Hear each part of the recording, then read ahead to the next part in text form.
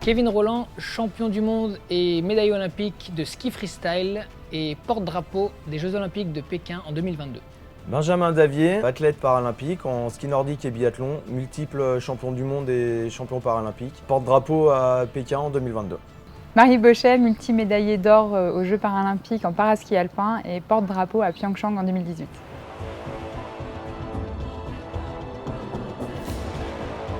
Moi, c'était un peu en double émotion parce qu'il y avait quand même cette malédiction du porte-drapeau. Et du coup, ça m'avait fait un petit peu peur au début. J'étais à la fois très heureuse et à la fois je me dis oh là là, mais du coup, je vais foirer mes jeux. C'était un peu mon truc.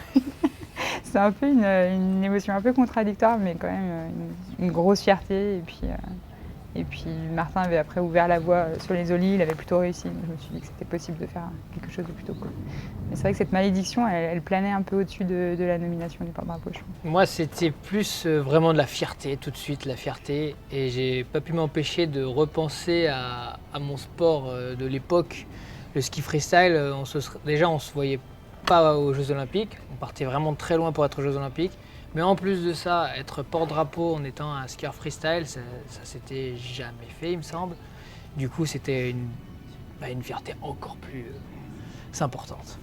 Moi, ça a été un peu comme Marie parce que quand on m'a proposé pour postuler, parce que nous on postulait aussi pour pouvoir être éligible à être porte-drapeau, et en fait j'ai longuement réfléchi parce que j'avais une course le lendemain. Et du coup, je me suis dit, ouais, mais je cours le lendemain, j'ai la cérémonie. Ça va me prendre du temps, ça va me pomper du jus, est-ce que j'accepte ou pas?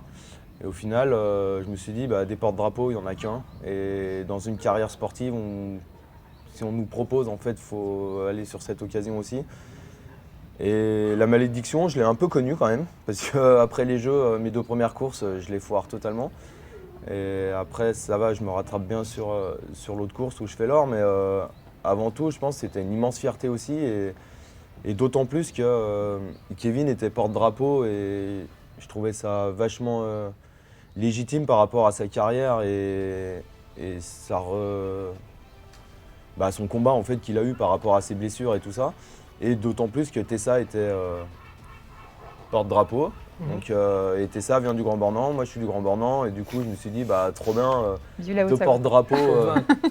deux porte-drapeaux de la même station, c'est juste trop bien. Mais ouais, une immense fierté, on va dire, par rapport à ma discipline. Ouais, c'est ça. Et juste question, le fait que tu aies une compétition le lendemain, est-ce que l'énergie de la cérémonie, ça t'a apporté de l'énergie justement ou au contraire, ça t'a pompé du jus? En fait, je me suis dit, ou ça me donne vachement d'énergie, ou ça va m'en pomper. Et en fait, en arrivant dans ma chambre, j'ai pas dormi de la nuit parce qu'en fait, j'avais toutes les images du défilé qui passaient. Et le lendemain, je me lève, je me dis, bon allez, de toute façon, c'est le biathlon sprint, je suis champion paralympique en titre, c'est ma distance sur le biathlon sprint. Il n'y a pas de raison que ça ne passe pas. Et au final, je pars, je suis bien. Et en fait, je me rends compte que quand j'arrive sur le tapis, je suis cuit. Et en fait, ouais, ça m'avait vraiment pompé une énergie folle. Et la chance que j'ai eue aussi, je pense, à ce moment-là, c'est qu'à l'arrivée de cette course, il y a Tony Estanguet qui est dans la raquette d'arrivée. Et comme il a été porte-drapeau, et lui a connu justement cette malédiction du porte-drapeau, il m'a dit, t'inquiète pas, je connais tes capacités, j'ai été porte-drapeau, tu sais ce que ça m'a coûté. Mais il me dit, c'est dans une carrière, il n'y en a pas beaucoup des porte-drapeaux. Il me dit, t'as kiffé ce moment-là, t'as la chance d'avoir d'autres courses. Il me dit, maintenant c'est à toi en gros de remonter sur le cheval et de foncer. Et du coup, j'ai pris aussi un peu ses conseils en tant qu'ancien champion et d'une grande personnalité. Et au final, c'est pour ça que je me suis lancé sur le chaos sprint, qui n'est pas du tout ma discipline. Et j'ai déchargé en fait sur cette course. Et au final, je la gagne. Et en fait, mes jeux ont commencé à ce moment-là, réellement. Moi aussi, j'avais un petit peu peur de cette malédiction du porte-drapeau. Et puis, j'ai regardé Teddy Riner. Et puis, ça allait mieux. Après, ça dépend toujours comment est-ce que tu le perçois. C'est pareil, si tu étais allé à la cérémonie à reculons en disant faut pas que je perde trop d'énergie, il faut que j'aille me coucher tôt, faut que, ok, on fait le défilé, mais après je repars. Mais en fait, je pense que c'est des choses qu'il faut vivre vraiment intensément et pleinement. C'est dans tous les cas, ça t'apporte quelque chose. Et il faut pas trop Enfin, je pense qu'à partir du moment où tu prends ce rôle-là, il faut juste te dire que ça peut en faire une force supplémentaire. En tout cas, moi, ça a été le cas. En fait, je sais pas, ça m'a apporté un truc en plus à ces jeux où à Sochi, je gagne ces 4 médailles d'or et là, il fallait potentiellement que je réitère cet exploit-là. Et en fait, je me dis, ouais, mais en fait, faire la même chose, ça n'a pas d'intérêt. Et en fait, là, de le faire en tant que porte-drapeau, je sais pas, il y avait une émulation supplémentaire. Et en fait, moi, je me suis vachement nourrie de votre énergie, du reste de l'équipe. Je trouve qu'il y a une communion qui est beaucoup plus forte. Et je sais pas comment dire, tu vis avec l'esprit d'équipe et pas forcément juste avec ton objectif individuel. Enfin, moi, ça m'a donné vraiment cette dimension-là, en plus d'être porte-drapeau, je sais pas, d'ouvrir ce défilé avec vous. J'ai vraiment... D'ailleurs, c'est rigolo, moi, c'est pas du tout le défilé qui m'a marqué, mais c'est le moment où on m'a donné le drapeau en backstage. Et il y avait tout le groupe derrière, t'étais là, je sais pas si tu t'en souviens, et j'ai saisi le drapeau et vous avez... Je sais pas, il y a eu une espèce enfin, vous avez hurlé derrière et ce moment, mais moi, vraiment, j'en ai encore des frissons quand j'en parle aujourd'hui, mais c'est ce moment-là. Regarde la chair de poule. Tu la voulais le Tu le vois, le retour du frisson. Mais vraiment, c'est ce moment-là où j'ai saisi le drapeau et là, je me suis dit, ça y est, nos jeux, ils ont commencé. Non, mais vraiment, moi, ça m'a. Et j'ai eu la photo de ce moment et cette photo est complètement floue et je trouve que ça représente vraiment ce moment. Tu es encore plus fier, je trouve, quand les autres performent. Ouais. Quand tu vois, quand tu as des médailles qui arrivent, ça. Waouh, c'est un peu la tienne aussi, tu sais, t'es heureux et puis je trouve que ça, t'essayes de prendre tout le positif. En fait, moi j'ai trouvé que ça m'avait donné de l'énergie, ça m'avait, au contraire, on parlait de la malédiction ou quoi que ce soit, je pense qu'au contraire ça te pousse parce que tu prends toutes les bonnes énergies de toutes les médailles, de tout le monde qui performe avant toi, j'essaie de les partager, d'en parler sur les réseaux et puis ça met un engouement, je trouve, top. Moi, ça a été flagrant, c'était le dernier jour. J'étais la dernière en course. Enfin, vous aviez le relais entre mes deux manches du slalom. Et c'était moi qui clôturais en fait, les compétitions pour les Français. Et vous avez fini votre relais entre mes deux manches. Et vous avez gagné. Et en fait, j'ai demandé, alors que en fait, quand tu es dans ta course, normalement, tu es focus. Et en fait, moi, là, je sais pas, j'avais besoin de savoir ce que vous aviez fait, quoi, de savoir où vous en étiez, le petit poussin du Nordique, s'ils avaient gagné ou pas. Et là, on m'a dit, ils ont gagné. Et moi, du coup, la deuxième manche, j'étais en mode, bon, bah, c'est bon, les jeux sont réussis, quoi. Et en fait, rien que ça, de soucier de la performance des autres, enfin, si t'as pas ce rôle-là, en fait, c'est pas pareil, parce que tu es plus dans une quête individuelle. Et du coup, je trouve que ça, c'est vraiment cette dimension que ça apporte. C'est ça, c'est ce que tu dis, c'est cet esprit vraiment d'équipe et où tu penses aux autres et où tu te nourris de l'énergie des autres. Quoi. C'est exactement ça. Parce que moi, je vois à Pékin, il y a Victor Pierrel qui se blesse pendant l'entraînement. Du coup, ces jeux, on sait qu'avant que la cérémonie d'ouverture démarre, ces jeux sont finis en fait. Et ils prennent la décision de savoir s'ils rentrent en France ou s'ils restent. Du coup, comme c'est le Covid et tout, il est dans la bulle sanitaire, donc au final, il reste.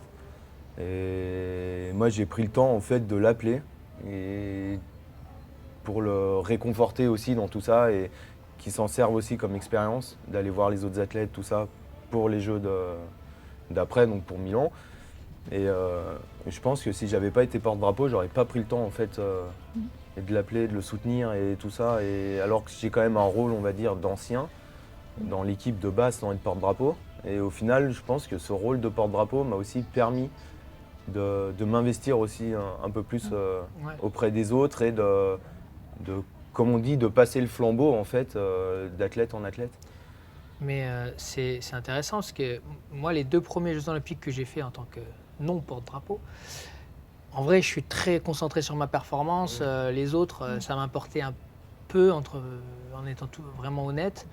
Je voulais le bonheur de tout le monde, mais j'étais très focalisé sur moi. Je voulais pas trop, je me mettais un peu des œillères pour pas louper ma perf. Et en fait, le fait d'avoir pu participer à ces derniers Jeux Olympiques en tant que porte-drapeau, ça m'a ouvert énormément les choses. C'est-à-dire que tu t'intéresses à tout en restant très focalisé sur ta compétition, sans perdre d'objectif ce que tu as. Mais par contre, le fait de pouvoir s'intéresser beaucoup à tous les sports, même ceux qu'on connaît beaucoup moins, je trouve que c'est super enrichissant, ça te fait grandir et puis ça apporte quelque chose en plus qu'on ne connaît pas forcément dans notre sport, quoi. On a la chance de faire partie de ces peu de personnes au final qui ont été porte-drapeau depuis la création des Jeux. Mais d'ailleurs, il y a le relais de la flamme à Chamonix pour Paris. Moi, j'ai été émue de ce relais, en fait, de se retrouver entre porte-drapeau. Et en fait, de revoir justement les anciens porte-drapeaux. Et c'est vrai qu'après, ça s'enchaîne. Et puis, en fait, il y en a que tu ne recroises pas forcément parce qu'ils ont arrêté. Et en fait, de se retrouver, tu te dis, ah, mais oui, c'est vrai que tu as été porte-drapeau. Et là, je trouve que après, ça te rappelle, en fait, je trouve que le porte-drapeau incarne les jeux. Et tu te souviens de ce qu'avait vécu cette délégation en telle année. Et je sais pas, moi, j'ai trouvé ce relais des porte-drapeaux à Chamonix hyper émouvant. Ouais, c'est sûr. Et tu fais partie de cette... alors, tu fais déjà partie de la famille olympique et paralympique, mais là, tu fais partie de la famille des porte-drapeaux olympiques et paralympiques. Et c'est ça, c'est totalement différent. C'est un petit cercle, et tu as vécu des choses assez similaires et très intenses. Et c'était très émouvant, ce relais. Et aux Jeux Olympiques, tu représentes ton pays, tu représentes la France, mais là, tu es porte-drapeau, donc tu représentes la France de la France, quoi. Donc c'est vraiment... ça fait quelque chose, quoi. Ouais.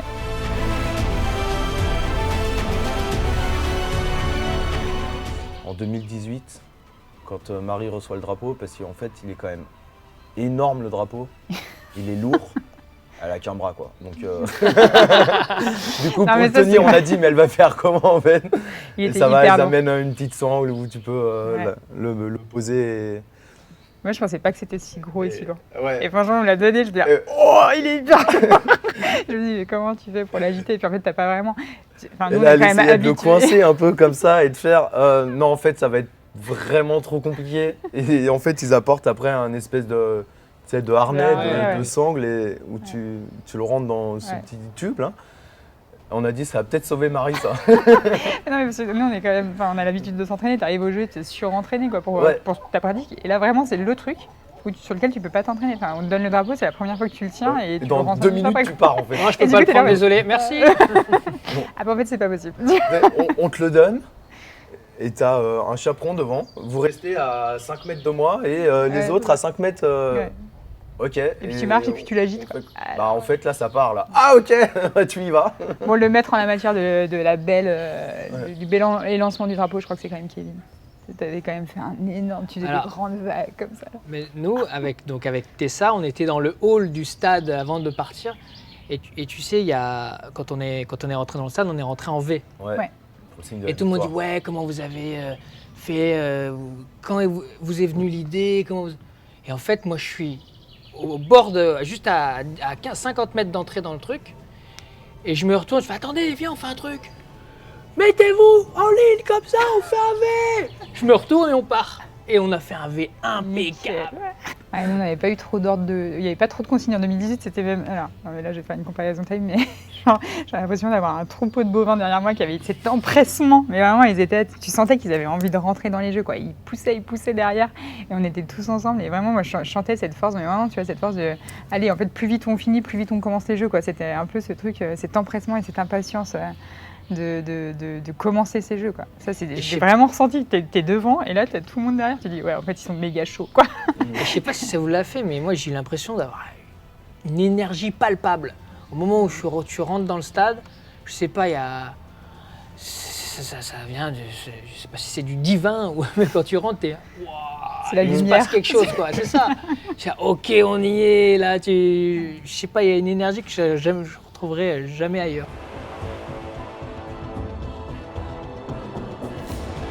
Non, ouais, quand je l'ai annoncé, en fait, avec ma femme c'est différent parce qu'on était ensemble sur les jeux, donc je pense qu'elle savait que j'allais être porte-drapeau avant, moi. Mais après, quand je l'ai annoncé, on va dire, à ma famille, donc à ma maman, mon frère, tout ça, et je me souviens, la première parole de ma mère, ça a été ouais, mais tu crois que c'est une bonne idée, t'as une course le lendemain tu sais, ça prend de l'énergie quand même, et puis il y en a plein qui ont été porte-drapeau, qui ont raté les jeux derrière. Du coup, tu te dis, ça, non, c'est pas vraiment ce que j'attendais de toi, tu vois. Mais tu te dis, toi, la maman impliquée aussi, qui veut que son fils réussisse pour les jeux. Tu prends conscience de l'importance d'être porte-drapeau justement en le partageant aussi à ta famille. Moi, bon, il y a ta famille proche, ton père, ta mère, tes frères et tes sœurs. Eux, forcément, ils sont aux anges. Mais même la famille plus lointaine, qui se sentent, qui sont presque émus par ça. Et c'est le fait qu'il soit ému, ça t'émeut aussi et tu te dis ah ouais non mais quand même c'est quand même une vraie mission quoi. Ouais. Tout le monde y a de l'importance donc moi à travers les yeux des gens que tu te rends compte de l'importance qu'a ce drapeau quoi. Je me souviens de l'annonce à l'équipe. enfin, l'officialisation. C'était hyper étrange parce que c'était au J-100. Et en fait, tu sais, c'est le moment de l'annonce. Donc toi, tu le sais que t'es porte-drapeau, mais il faut pas le dire. Et en fait, là, c'était le jour où on savait qu'on allait annoncer. Donc tout le monde se demandait, mais en même temps, tout le monde savait que ça allait à peu près. Et moi, j'avais dû partir discrètement. Donc j'avais genre fait semblant d'avoir un appel, tu vois. Et j'étais partie, mais c'était ridicule, tu vois. Et du coup, je me sur scène, tout le monde dit, bah évidemment. Mais en même temps, c'était quand même émouvant. Enfin, moi, j'étais un peu stressée, j'avais envie de garder le secret. Et en même temps, j'avais trop envie de le dire aussi. Et du coup, je me souviens que c'était émouvant. Et c'était aussi émouvant, pareil, quand tu te retrouves face à ton équipe où bah, en fait, tu sens que c'est OK et que tu es la bonne personne pour ce rôle-là, sur ces jeux-là. Et moi, j'avais été hyper émue de ça aussi, de l'annonce à la famille paralympique, quoi. Et de te dire, bah, OK, il me légitimise, quoi. C'est OK, j'ai le droit. De savoir que tu as été élu porte-drapeau par la majorité des athlètes, en fait, c'est une fierté aussi parce que tu te dis, les athlètes, en fait, respectent ta carrière, la personnalité que tu es, et du coup, tu es légitime à être porte-drapeau. Et ça a été, je pense, moi, c'est comme ça que je l'ai vécu aussi, parce que je me dis, ouais, en fait, les athlètes, au final, ils m'ont élu porte-drapeau parce que, à leurs yeux, je le mérite. Et ça aussi, c'est très émouvant parce qu'on se sent, on va dire, légitime. Ouais, reconnaissable et aimé au final aussi. Ouais, non, mais c'est un peu ça. Alors que. Ah, mais tu te sens légitime et reconnu par ton milieu aussi. C'est une reconnaissance. Ouais, ça veut dire du parcours aussi. Hein. Ouais, tu te dis, bon, ma carrière, c'est pas de la merde. Ouais. ils ont regardé ce que j'avais fait, les athlètes ont regardé ce que j'ai fait tout au long de ma carrière, et ils ont trouvé ça cool et ils m'ont élu porte-drapeau. Et ça, ça fait du bien, ça fait forcément. C'est encore une fois une fierté, quoi.